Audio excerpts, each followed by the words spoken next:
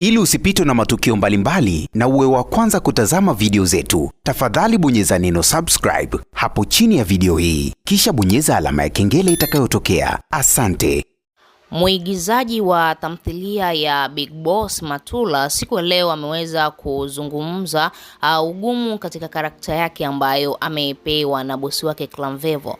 Ukiangalia season 2 hii ya Big Boss unaweza kuona kuna utofauti mkubwa.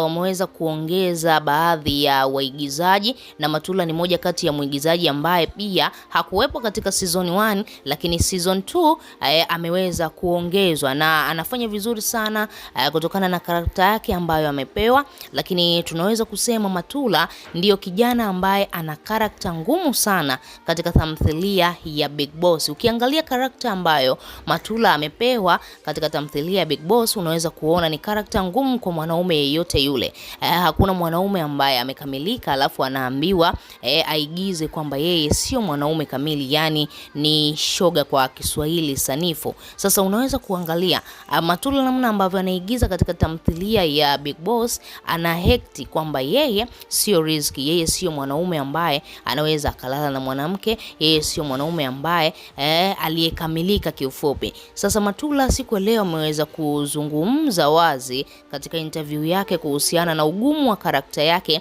lakini pia ni mambo mangapi ambayo amekuwa akipitia katika jamii yake. Kwanza kabisa Matula anakuambia hapo mtaani kwake bana imetokea gumzo kubwa sana, yani akitembea mtaani watu wanamwangalia vibaya, wanamnyoshia vidole kwamba ndo yule bwana anaekti kama yeye ni shoga, mambo kama hayo. Sasa Matula anakuambia anajisikia sana vibaya, kwani baadhi ya watu au wanaume wanani DM, wengine wananitongoza mtaani kabisa, wanahisi labda mimi kweli nafanya hizo shughuli. Lakini Matula anakuambia hiyo ni karakta ngumu sana ambayo tunaweza kusema tangu ameanza kuigiza hajawahi kuipewa.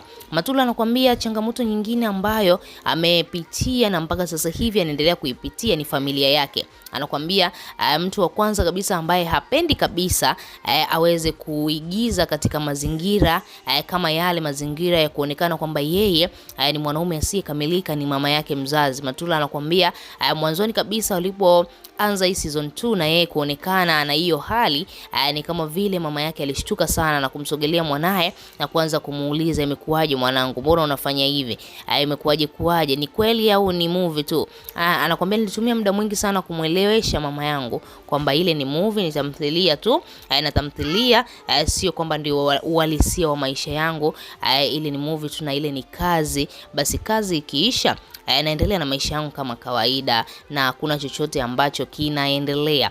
Matula anakuambia wakati mgumu ambao anapitia zaidi ni namna ambavyo wanaume wenzake wanamtongoza, jambo ambalo linamuudhi na kumsababisha hata ashindwe kuenjoy. Anakuambia mara nyingi sana unakuta anaenda klabu kuenjoy na washikaji zake, watu wakimuona Matula, wengine ndo kama hivi wanamtongoza, wanamtaka kimapenzi. Matula anajiuliza, jamani, kumbe haya mambo yapo.